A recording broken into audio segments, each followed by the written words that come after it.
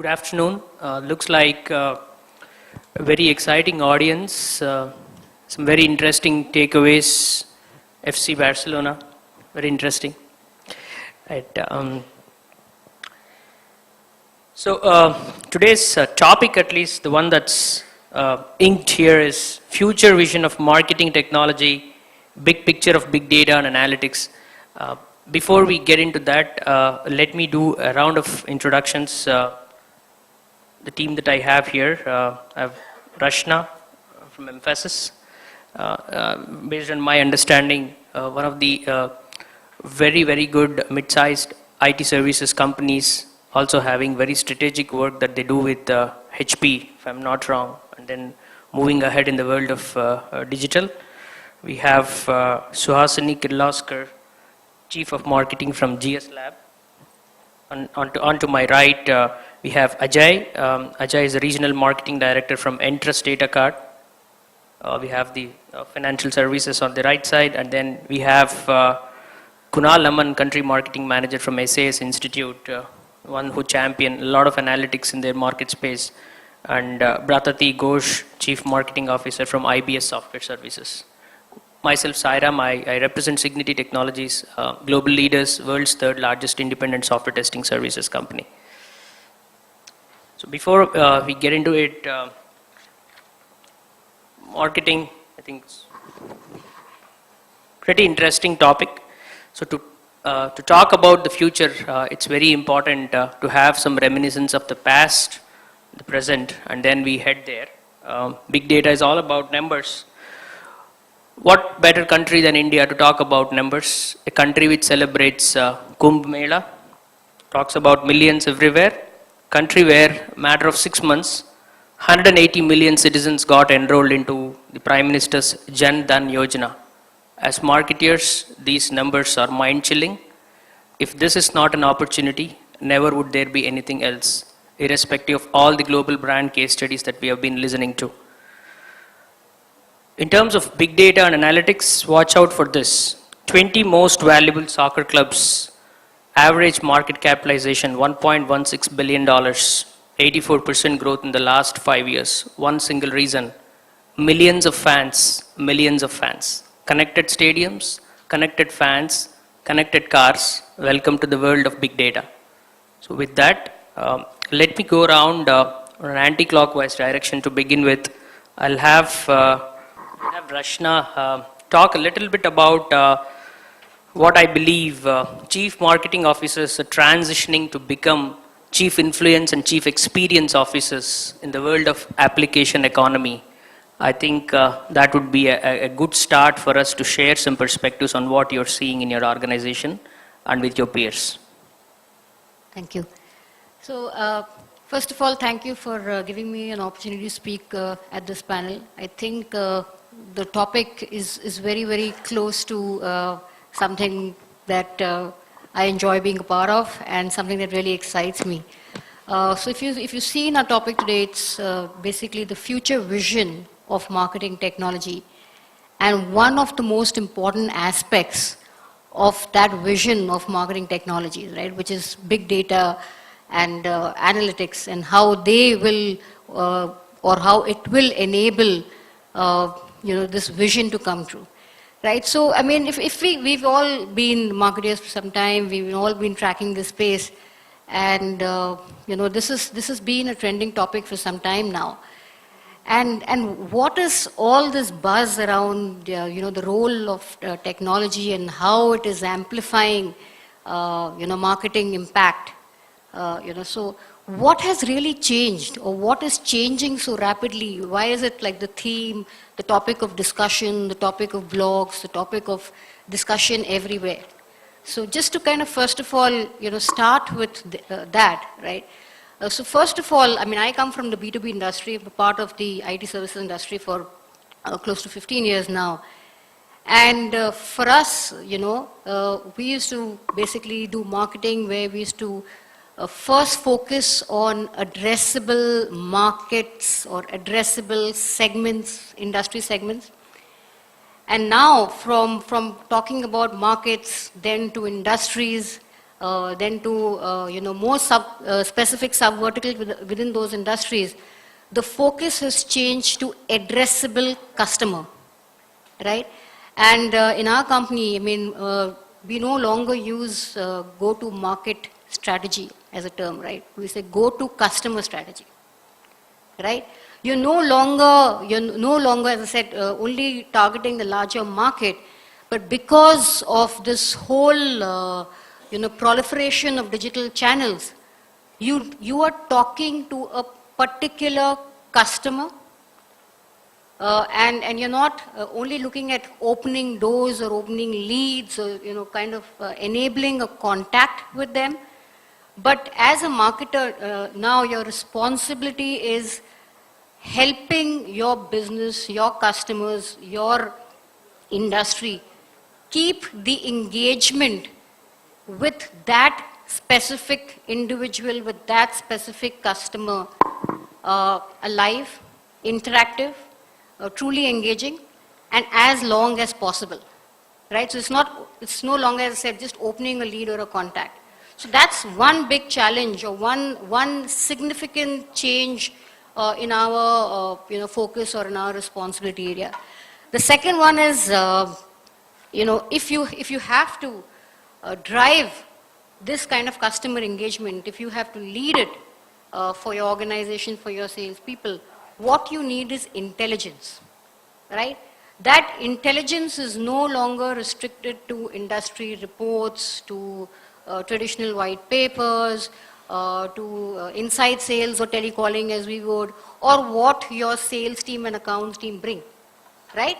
I think just this morning we had the gentleman from Gartner who told us about, he recommended to his brother, what hotel he could opt for, but he said, no, I'll do my own research, right?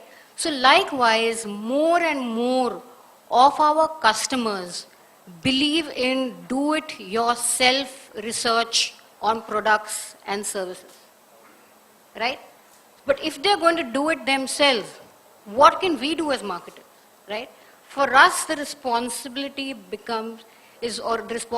is to enable or constantly feed them with engaging content, right? And we heard that in the second session, right, when we spoke about content marketing, right? And content not only which is available, I mean, everybody, almost all companies, at least in the IT space, are talking about digital marketing, big data, I have this product, analytics, all of them. What is the differentiator, right? It's not about a promotion. It's not about the best offer. It's no longer about how well my solution versus your solution integrates with legacy applications IT. But what do I provide you as a differentiated piece of content, if I may say, which will keep you engaged, which will want you as a customer to look up my brand or my solution again, right? So that's the second change that has really happened. And the last one is we're being measured differently, right? I spoke about leads and I spoke about contacts and I spoke about all of that. Now we are measured on the engagements, the quality of engagements. We measured on, I know that, most of you know that a sales deal typically closes in 6 months, 9 months, 3 months, right? So we used to have these leads sitting in our systems, which we used to be tracking for 2 quarters, 3 quarters, sometimes even more in the case of large deals. Now we have to show movement based on engagement almost in real time, After he consumed that piece of content, what did he go and say? Did he only read it? Or did he find it worthy to share? Right? Hundreds of blogs, thousands of blogs on every topic. Views no longer only matter, right? We want to see shares. So you may have 1,000 views, but only 10 shares, right? Like they say that only about 10% of the total blogs in the blog universe actually receive that kind of shares, more than 100 shares. So with all these changes, I think with all these challenges, with all these changes in our landscape, MarTech is becoming, as I say, a necessary evil, right? We have no other choice but to, adapt and adopt these rapidly while experimenting and going through all the data, the huge deluge of data that we have, and finding our, insights in that. And in today's session, I think we will elaborate more on some of these, these tools and products. And, and then also we'll touch upon in the second part on what's changing, what's the role, and like somebody said, right, a marketing person can no longer say that, I've been in communications, I've been doing events, I've been to campaigns. What do you understand and appreciate of technology? Are you just going to knock on the door of the CIO team and say, please implement this for me? Or what do you understand as a marketer to help them choose that right data analytics product or that right platform, MarTech platform, that will enable these insights? Yeah, so I'll hand over to.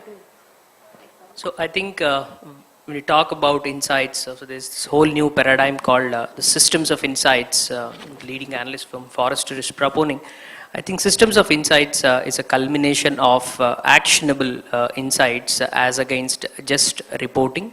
So when we say actionable insights, it has to be insights based on moments, insights based on history, insights based on customer journey maps. I think there were a lot of talk about the customer journey maps. So for example, there's a tool called ClickFox, which is a new generation analytics tool, which actually transcends a large financial services company could actually draw very, very careful insights in terms of the entire transactional history of credit card buying that customers in the US, 400 million odd customers, and they could draw meaningful insights on at what point of time in a given day a customer was favorable in signing up for a new credit card as against throwing it back. So that's the age that we are living in.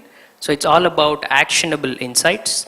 So let me have Suhasini share a few views on what is that they are doing and what is as an industry leader that she is foreseeing. Thanks so much, Sairam. Actually, you brought it to two very important points, which I was actually, which is exactly where my focus is. The actionable insights and the customer journey. The way I look at it, big data and analytics, there's so much of power. Today analytics and big data has put terrific power. The technology part has really like kind of moved forward at rocket speed. And there's so much that is possible. There is no question of annual reports, monthly reports, weekly reports, daily reports, hourly reports. Now, we are actually talking about streaming analytics. We are able to analyze data as it streams. We're able to analyze customer data behavior within milliseconds, seconds, and under a minute. A lot of analysis is done under a minute, which is what we call streaming analytics. The question is that while technology moves forward like that, I don't think that marketing knowledge, processes, and maybe it's our knowledge as to how exactly we are going to use and leverage this data. It's like technology has given you terrifically fast spaceships, but we don't know where we are supposed to take them, or we don't know how to kind of pilot them. And some examples, like there are so many companies that should have so much of data about you, but they're not using that data to delight you. There's not consistency. Even if you fill up a simple contact us form on a website, which is like the most basic level of interaction, there's no consistency in how corporates will be able to respond to that in their SLA, in the nature of their response, in the speed of the response. That's the most basic level. People are tweeting.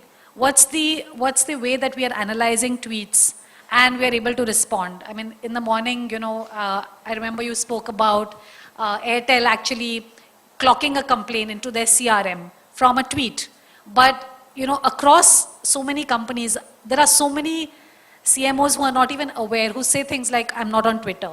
That's true even today for maybe small, mid-sized companies, some large companies. So the thing is that how do we take the data which is available through fabulously, good analytics and big data that's possible now to really change our response, our engagement. How do we take those spaceships to these planets, these planets of engagement, if I can kind of mix metaphors. And I really think we are going to require a whole new set of processes to integrate the actionable insights, as you said, and to actually put in place finally the human, the human touch to this. If you have a CRM, whether you have 2,000 customers in it or 20,000 or 200,000, what's happening? Are you finding a way to say hello to them once in a while? And what is that hello, and what is it that they want that hello to be? Because we've taken the relationship out of CRM. It's customer relationship management, but we really look at it as IT now. The relationship seems to have gone out of it, and I think that's our weakness in being able to grab technology. So technology is like moving forward very fast, and we really need to find ways to leverage it and to take us finally to those same marketing ideals, which is finally building that rapport, building that real touch with our customers and potential customers. Sure. Three key takeaways amongst the ones that you mentioned caught my attention. One was speed. Just for a stat, Amazon today can launch a production-ready version of software in a DevOps world at 11 seconds. So it's a hyper-connected world that we are talking about. As marketeers, the response times that we have are unimaginably fast. But does it mean that we got to go really crazy in that manner? Not really, if you really use technology correctly. As marketing leaders, you also have the levers with you to stream, to drive along the organization's IT roadmap, because chief marketing officers today are also the chief experience officers, as I said. Streaming analytics that you outlined, open source softwares, there are Apache distributions that are coming in with streaming analytics softwares that doesn't require a single dollar to be spent. And most importantly, I would probably use this word, marketing cloud becomes the hub of the enterprise. So to get back relation into the CRM. So that is where it is going. So marketing clouds have to be at the centerpiece of the enterprise if you have to integrate it back and talk instantaneously to the customer. So talk about that experiences. I think there is no better one than someone coming from Entrust Data Card, sure, with millions of cards. There are very, very many touch points that they would interacting. So I will have Ajay talk about it.